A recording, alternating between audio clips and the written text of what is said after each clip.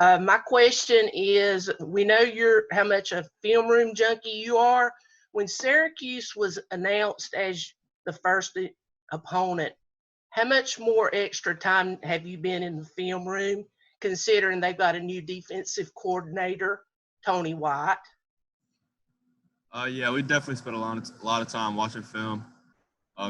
They do have new DC, Tony White. He came from Arizona State, so I've kind of looked into his history and see where he's been in his past, and looked at some of that stuff. And also looking at Syracuse film, even though Tony White wasn't there last year, still looking at personnel and stuff like that. So I've definitely spent a lot of time watching film. Thank you. Yep. All right, Andrew Jones, you are up. Hey, Sam.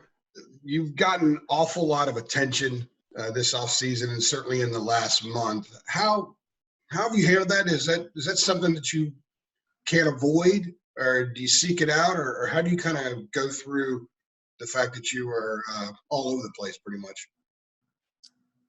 Yeah, I mean, I really don't look at it much. I think it's hard. I mean, it's hard not to look at it all the time, but I mean, I'm definitely blessed and thankful for the position that I'm in. I think when you have a lot of attention, it can be good and bad. So it's just about how you handle it. I mean, my big thing is, I think a lot of people have high expectations for me this year, but just because it's supposed to happen doesn't mean I'm going to go out there and have a great season. I still got to take it day by day and prepare as best as I can and have success on Saturday. So no matter what they say, I still got to do my job every single day. So that's kind of how I go about that. Do you see it as maybe a responsibility to live up to it, or just as motivation to know that you can be at a certain level and based on what a lot of people are saying and what your past performance has dictated? Yeah, to be honest with you, I really don't care about what anyone else says. I know the type of player I can be if I keep doing what I'm supposed to do. So no one's expectations are higher than my own. I set myself to a high standard, and I just go by that every single day. No matter if people are saying good things about me or bad things about me, I just stick to my own standard and my own expectations. Cool. Thanks. Appreciate it. Yeah. All right, let's go over to Luke Buxton. Luke, go ahead. What's up, Sam? Looking back at last year when you started the season for South Carolina as true freshman to this year, kind of wanted to see what, in your mind, biggest changes in your game on a physical kind of understanding of the game on a mental level, and then also on the kind of a confidence level in yourself. Yeah, I mean, I think the biggest thing is transition from year one to year two is this time last year, I really had no idea what to expect. I had no idea what game day was like. I had no idea what game speed was like at this level. So I think this year, just having that 1 year under my belt has really helped me from a confidence standpoint, and really just knowing how to prepare now, because last year I was kind of preparing for the unknown. I had people telling me how it was going to be and stuff like that, but until you actually go out there, you really don't know. So definitely just knowing exactly what it's like to play in a college football game it's definitely easier to prepare, because now I know what it's like. Cool. Thanks. Yeah. All right, next up is Alyssa Ray. Alyssa, go ahead. Yeah, Sam, you guys have such a balanced offense. As a quarterback, how exciting is it for you to know that you have so many weapons surrounding you? Yeah, it's awesome. I'm truly blessed to have all these guys around me. I have so many good receivers here and two of the best backs in the country, I think. So, and our O-line's done a really good job. They've improved a lot since last year. So, and we can have all the weapons we want, but if the O-line's not doing their job, then it's kind of just a waste. So, O-line's really improved. So we feel good about what they're doing, and that just gives me the opportunity to spread the ball around to the athletes we have on this team. So we're definitely blessed to have all the guys we have here. Okay, next up is David Hale.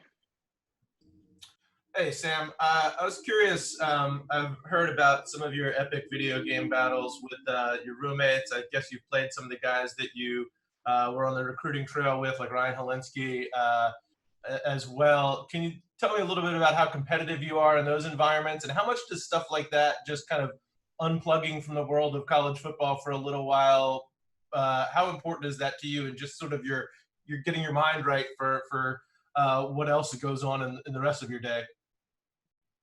Yeah, I definitely take video games pretty seriously. I think just a good way to get away from football and just life in general. You kind of just wander off into your own little space when you play video games. So it's definitely something I try to do from time to time. I don't play a whole lot during the season, but it definitely is just to give your brain a little break from really everything that's going on in the world. So, and I take everything serious from a competitive standpoint. I like to say I'm a competitive person, so no matter who I'm playing, no matter what game it is, I'm taking it serious. Is there like some smack talk when you're playing guys from other schools? Oh, definitely. It don't matter who I'm playing with. If it's some random little kids on the internet, I'm talking smack. It don't matter who it is. Do those little kids ever realize that it's Sam Howell that's talking smack to them? Nah, because my username isn't my name on a video game, so I can't leave any traces or anything like that when I'm talking smack. Smart. Thanks, man. Yeah. All right, let's go over to CL Brown. Hi, Sam, what do you see as the advantages and disadvantages of playing a game where there'll be no fans in the stands? From a quarterback's perspective, what are the advantages and disadvantages? Yeah, I mean, I think the advantages obviously is the crowd noise on the offensive side of the ball, but when you're playing at home, you really don't have any crowd noise when you're on offense. So really, I don't think there's any advantages at home of no crowd noise. I think it's all kind of disadvantages. I think when you go on the road, it's going to be easier to hear each other talk on the offensive side of the ball. So I think at home there really is no advantages and no crowd noises. I think it's just straight disadvantages. But at the end of the day, it's what we got to do this year. So if that's what it takes to play football this year, then that's what it takes. And kind of getting back to the expectations, who kind of keeps you grounded? Who tells you that, you know, maybe not going as far as saying you're not good enough, but saying something like you can do better. Like, yeah, this was good, but you could do it this way. This would be a little bit better. Who's that person that kind of keeps you level-headed? Oh yeah, kind of like I said earlier, I hold myself to a higher standard than anyone else holds me to. So, I mean, no matter if people are saying good things about me, I'm holding myself to a high standard. No matter if I have success on a play, there's still probably something on that play I could have done better. So definitely, I would just say myself. Obviously, my teammates do a good job holding me accountable, but definitely, I hold myself to a higher standard than anyone else holds me to. So, I think that's the only way I can get better. All right, thanks. JB Ricks, go ahead. Hey, Sam, good to see you, buddy. I got a two-part question for you. My first question refers to something that Matt Brown said yesterday in regards to how he had to be a leader for you guys as far as controlling his emotions during this chaotic offseason on whether we were going to play, whether we were not going to play, and, you know, people getting down on themselves or whatever, or, you know, just dealing with the anxiety. But now that we're here with the actual game week, what is the vibe in practice? What is the vibe that you're seeing with your teammates as you guys get ready to play a season that was in flux, you know, since March? Yeah, we're definitely excited to be out here. Really, to be honest with you, it's kind of like a sigh of relief because there's so much unknown, and we really just had no idea if we were going to play. For a time, we had no idea who we were going to play. So definitely just it's finally game week, so it's really just a sign of relief that we actually got to this point. You know, we're just thankful that we're allowed to play football this season. So we're definitely excited to be out here, and we're really excited to get out there on Saturday and do what we do. And the second part of my question is for you specifically as an individual. How excited are you that we are getting a 2020 season, considering the success that you were able to get during your freshman year and wanting to keep that momentum going throughout your collegiate career, you know, for whatever goals you may have beyond college? Yeah, I'm definitely very excited because I know the team that we can have this year with all the guys we have coming back. I think we have a really, really talented football team right now, and we have some really, really good coaches leading us. So I think really we can do whatever I think the sky's the limit for us this fall. So I was definitely disappointed when people were talking about, like, we might not play this year because I really want to have a chance to play with this team. I think if we ended up playing in the spring, the team would have looked a little different with guys going to the NFL and stuff like that. So we really just want the opportunity for this team that we have to play, and we're getting that now, so we got to take advantage of it. All right, thanks so much, buddy. Good luck this year. Yeah, appreciate it. Okay, let's go over to Madeline Coleman. So I'm asking this in the most genuine way possible, but given everything that has been happening in our country and over the last several months, how are you? That's a great question. I think I'm fine now.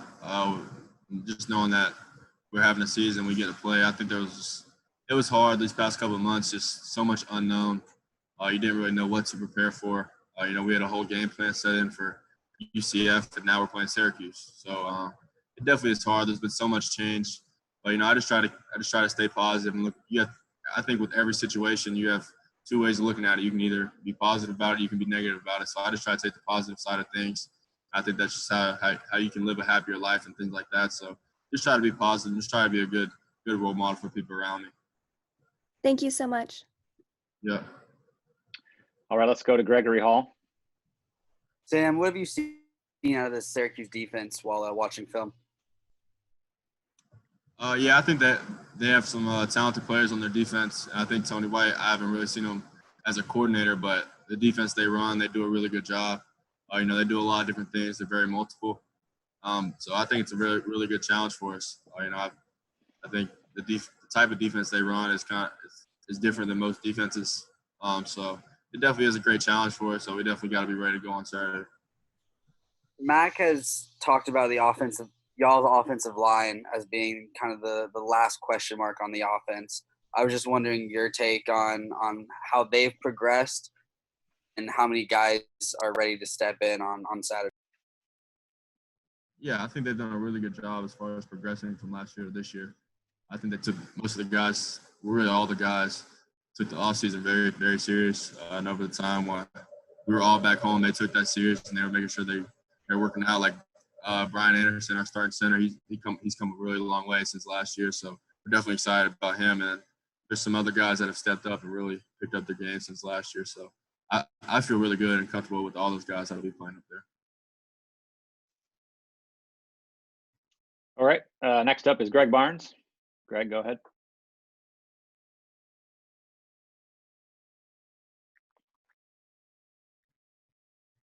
Greg, you there, bud? Well, let's go over to Mark Armstrong then. Sam, absolutely nothing has been normal these last several months. As you head into this game, is there anything that is normal to you that you know you'll be able to depend upon once the game starts?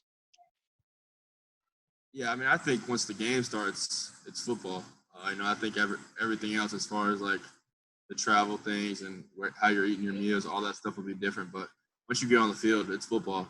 I think everything kind of, I don't want to say disappears, but everything else kind of disappears when you get on the field. We're just playing football. So I think that's really the only normal thing kind of about this season. But yeah, so that's really probably the only normal thing when you actually get out there and start playing.